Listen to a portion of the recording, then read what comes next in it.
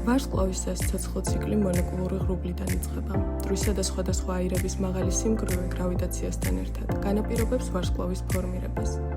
ეს პროცესი შესაძლოა მილიონობით წელი გაგრძელდეს. ვარსკვლავის დაბადება აფეთქებების ფონზე მიმდინარეობს, რასაც სხვა კოსმოსური ობიექტების ფორმირება ან განადგურება ახლავს თან.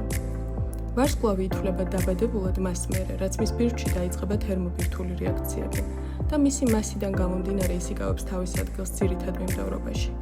უფრო მასიური ვარსკვლავების საცოცხლო ციკლი გაცილებით მოკლეა, ვიდრე მცირე მასის ვარსკვლავის.